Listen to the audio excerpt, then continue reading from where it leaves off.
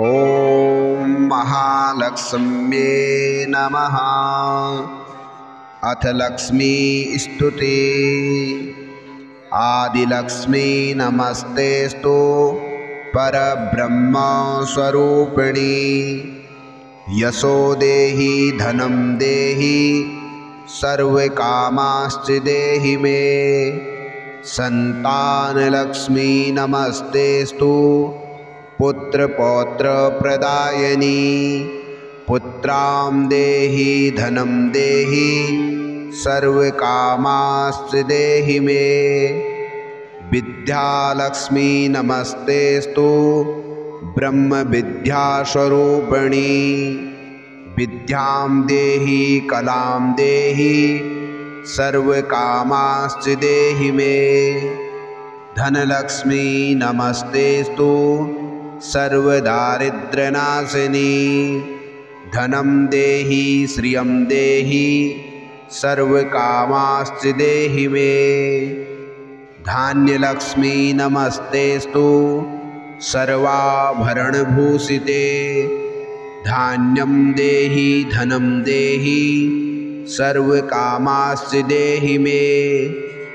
मेधालक्ष्मी नमस्तेस्तु कलिकल्मषनाशिनी।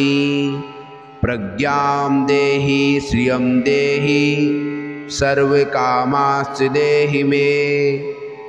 गजलक्ष्मी नमस्तेस्तु सर्वदेवस्वरूपिणी। अश्वांशकोकुलं देहि सर्वकामांश्च देहि मे। धीरलक्ष्मी नमस्तेस्तु पराशक्ति स्वरूपिणी। वीर्यं देहि बलं देहि सर्वकामांश्च देहि मे। जयलक्ष्मी नमस्तेस्तु सर्वकार्यजयप्रदे।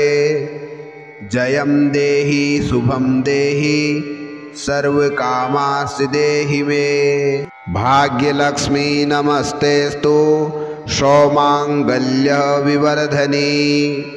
भाग्यं देहि श्रियं देहि सर्वकामांश्च देहि मे। कीर्तिलक्ष्मी नमस्तेस्तु विष्णुवक्षस्थलस्थिते। कीर्तिं देहि श्रियं देहि सर्वकामांश्च देहि मे। आरोग्यलक्ष्मी नमस्तेस्तु सर्वरोगनिवारिणी। आयुर्देहि श्रियं देहि सर्वकामांश्च देहि मे। सिद्धिलक्ष्मी नमस्तेस्तु सर्वसिद्धिप्रदायिनी। सिद्धिं देहि श्रियं देहि सर्वकामांश्च देहि मे। सौन्दर्यलक्ष्मी नमस्तेस्तु सर्वालंकारशोभिते। रूपं देहि श्रियं देहि सर्वकामांश्च देहि मे। साम्राज्यलक्ष्मी नमस्तेस्तु भुक्तिमुक्तिप्रदायिनी।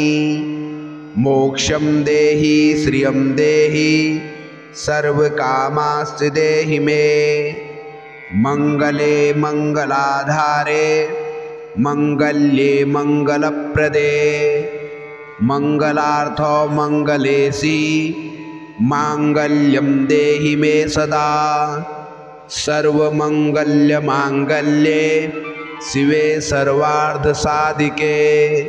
शरण्ये त्र्यंबके गौरी नारायणी नमोस्तुते।